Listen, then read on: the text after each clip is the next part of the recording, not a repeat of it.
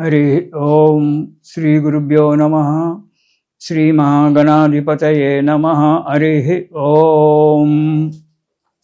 గురు బ్రహ్మ గురు విష్ణు గురుర్దేవో మహేశ్వర గురు సాక్షాత్ పరబ్రహ్మ తస్మై శ్రీ గురవే నమ. హరితసగోత్రోత్పన్నం హరిభక్తిపరాయణం శంకర గురువరేంద్ర చరణం శరణం ప్రపద్యే. శ్రీ మహద్భ్యో గురుభ్యో నమ. సదాశివసమారంభాం వ్యాసశంకరమధ్యమాం అస్మదాచార్యపర్యంతాం వందే గురుపరంపరాం.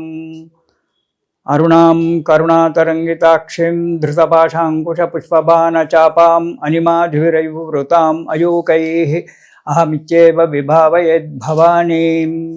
ఓం శ్రీమాత్రే నమః. ఇక సింహరాశి. ఈ రాశి వారికి నెలలో ప్రతి కార్యక్రమంలో కూడా విజయం లభిస్తుంది.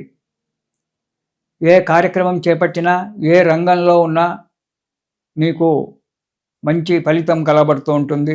వృత్తిలో లేదా వ్యాపారంలో డెవలప్మెంట్ మంచిగా ఉంటుంది. సంకల్ప సిద్ధి. మీరు ఏ సంకల్పమైతే చేసుకుంటున్నారో, ఏ పని చేయాలని చెప్పి మానసికంగా ఆలోచించుకున్నారో ఆ పని నెరవేరడానికి మంచి సమయం ఆసన్నమైంది. ఈ నెలలో శ్రమకు తగ్గినటువంటి ఒక ఫలితాన్ని పొంది ఆనందంగా మీరు ఆనందంగా ఉండడము, మీ కుటుంబ సభ్యులను, మీ మిత్రులను కూడా ఆనందంగా ఉంచడం జరుగుతుంటుంది. భార్యాబిడ్డల విషయంలో కొంచెం శ్రద్ధ తీసుకోవాలి. వారి విషయంలో మీ భార్యకు కానీ మీ సంతానానికి కానీ కొద్దిగా అనారోగ్యాలైనటువంటి ఏర్పడడానికి ఆస్కారం ఉంది. కాబట్టి తగిన జాగ్రత్తగా ఉండడము, వారి విషయంలో శ్రద్ధ వహించడము చాలా మంచిది. సింహరాశి వారు పట్టుదల మాత్రం వదలొద్దు. మీరు చేసే పనిలో మాత్రం పట్టుదల చాలా బాగా పెట్టుకోవాలి. పట్టుదల ఉండదు. ఓపికతో మెసులుకోవాలి. ప్రతి దానికి మీకు ఓపిక చాలా అవసరం.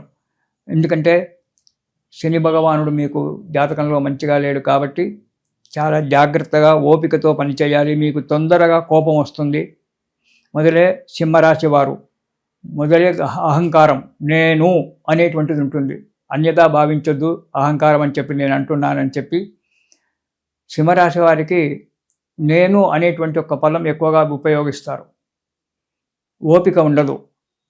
నేనున్నాగా నాకు అన్నీ తెలుసులే అని మాట్లాడతారు. అలాంటి దాని గురించి మీరు కొంచెం పక్కకు పెట్టుకోవాలి. దానికి తోడు అష్టమ స్థానంలో శనిగ్రహం ఉండడం వల్ల ఈ శనికి సూర్యునికి వల్ల మీకు ఇబ్బందులు రావడానికి ఆస్కారం ఉంటుంది. కాబట్టి అహంకారాన్ని పక్కకు పెట్టి ఎంత ఉన్నా అణిగి ఉండడం చాలా మంచిది. దానివల్ల ఎన్నో పనులు మనం శుభంగా సంతోషంగా చేసుకోవడానికి మంచిగా ఉంటుంది. ఓపికతో ఉండాలి. అనవసరమైన ఒక చిక్కులలో పడద్దు. కొన్ని చిక్కులు రావడానికి ఆస్కారం ఉంది. చిక్కులు పడద్దు. కొన్ని అవమానాలు కూడా జరగడానికి ఆస్కారం ఉంది శని భగవానుని వల్ల. కాబట్టి జాగ్రత్త అవసరం. రెండవది, కొత్త వారితో స్నేహితులను చేసినప్పుడు మాత్రం చాలా జాగ్రత్తగా ఉండండి. మీ దగ్గర ఒక గుణం ఉంటుంది. నేను అనేటువంటి ఒక అహంకారం ఉంది కదా, నాకు అన్నీ తెలుసులే అని మాట్లాడతారు. ఇతనితో పక్కవాడు చెప్తూ ఉన్నా అతనితో స్నేహితం వద్దురా అని చెప్పి పక్కవాడు చెబుతూ ఉన్నా కూడా వినకుండా అతనితో స్నేహితం చేసి మీలో ఉండబడేటువంటి నిగూఢమైన విషయాలు కూడా అతనికి చెప్పుకోవడం జరుగుతుంది. అలా చెప్పుకున్నప్పుడు మీ లూజినెస్ అనేటువంటి అతనికి తెలిసిపోతుంది. దానివల్ల మీకు బాధలు కలగడానికి ఆస్కారం ఉంటుంది. కాబట్టి చాలా కొత్త వారితో పనిచేసేటప్పుడు, లావాదేవీలు జరిగేటప్పుడు చాలా అప్రమత్తంగా ఉండాలి. చాలా జాగ్రత్తగా ఉండాలి. ఉద్యోగస్తులకు ఇంతకుముందు చెప్పాను, ఉద్యోగస్తులు మాత్రం ఆఫీసులలో సంతకాలు పెట్టేటప్పుడు ఏదో చూసి చూడకుండా ఇతనితో వేరే వారితో మాట్లాడుకుంటూ కింద సంతకాలు చేసేసేయకండి. అలా సంతకాలు చేసినప్పుడు ఆ సంతకం చిన్నదే కానీ ఒకసారి పేపర్ మీద పడిందంటే దాన్ని మార్చడానికి వీల్లేదు. కాబట్టి ఆ ఫైల్ మీద సంతకాలు చేసేటప్పుడు దాన్ని కంప్లీట్గా చదివి చెయ్యాలా వద్దా అనేటువంటి ఆలోచన చేసి మీ పై అధికారిని కలిసి మాట్లాడి అప్పుడు మాత్రమే చెయ్యండి. అంతేగాని ఎవరో చెప్పారని చేశారని చెప్పి ఆలోచించి తొందరగా సంతకాలు చేసుకొని తొందరగా ఇతరత్ర పనులు కూడా చేసుకుంటూ మీరు కష్టాలలో చిక్కుకోకండి, బాధలు తెచ్చుకోకండి. ఇక ప్రయాణాల విషయంలో చాలా జాగ్రత్తగా ఉండాలి ఈ సింహరాశి వారు. ఎందుకంటే అష్టమ శని, సప్తమ రాహు వీరిద్దరు ఉండడం వల్ల యాక్సిడెంట్లు కావడానికి కానీ, సర్జరీలు కావడానికి కానీ, ఆరోగ్యం దెబ్బతిని సర్జరీలు కావడానికి కానీ ఆస్కారం ఉంటుంది. కాబట్టి చాలా ఆరోగ్య విషయంలో చాలా జాగ్రత్తగా ఉండండి. ప్రయాణాల విషయంలో కూడా, అంటే మీరు డ్రైవింగ్ చేసినా, వేరే వారు డ్రైవింగ్ చేసినా మీరు చాలా జాగ్రత్తగా ప్రయాణాలు చేస్తూ ఉండండి. ఇతరులతో మాట్లాడుకుంటూ డ్రైవింగ్ చేయకండి. రోడ్డు మీద దృష్టి పెట్టి, జనాల మీద దృష్టి పెట్టి జాగ్రత్తగా చేయండి. దానివల్ల ఉభయత్రా కూడా దెబ్బ, మీకు ప్రాబ్లం ఉంటుంది, ఆ దెబ్బ తాకినటువంటి ఒక వ్యక్తికి కూడా ప్రాబ్లం. ఒక చిన్న విషయంలో ఇద్దరు కూడా బాధపడవలసి వస్తుంది. కాబట్టి ప్రయాణాల విషయంలో చాలా జాగ్రత్తగా ఉండాలి. సర్జరీలు కూడా జరగడానికి ఆస్కారం ఉంది. కాబట్టి డాక్టర్ను సంప్రదించి ఆ విషయాలను తేల్చుకోవాల్సి వస్తుంది. కాబట్టి మీకు ఏదైనా ఇబ్బంది కలిగినట్టయితే ఎక్కువగా ఆలస్యం చేయకుండా డాక్టర్ను సంప్రదించి తగిన మందులు వాడి ఆరోగ్యాన్ని కుదుటపరచుకోండి. ఇక మొదటి వారం కనుక చూసుకున్నట్టయితే కార్యక్రమాలు చిన్న చిన్న ఆటంకాలతో నెరవేరుతుంటాయి. దానికి పెద్దగా బాధపడాల్సిన అవసరం లేదు. లాభాలు కూడా స్వల్పంగానే కనబడతాయి. అనవసరమైన ప్రయాణాలు చేసి డబ్బు ఖర్చు పెట్టుకోకండి. కాబట్టి అనవసర ప్రయాణాలు మానుకోండి. అన్నిటికీ నేనే అనేటువంటి ఒక అహంకారాన్ని కూడా వదులుకోవడం చాలా మంచిది. ఇక రెండవ వారం కనుక చూసుకున్నట్టయితే మంచి లాభసాటిగా ఉంటుంది. రెండవ వారం చేసే వృత్తిలో, వ్యాపారంలో మంచి డెవలప్మెంట్ ఉంటుంది.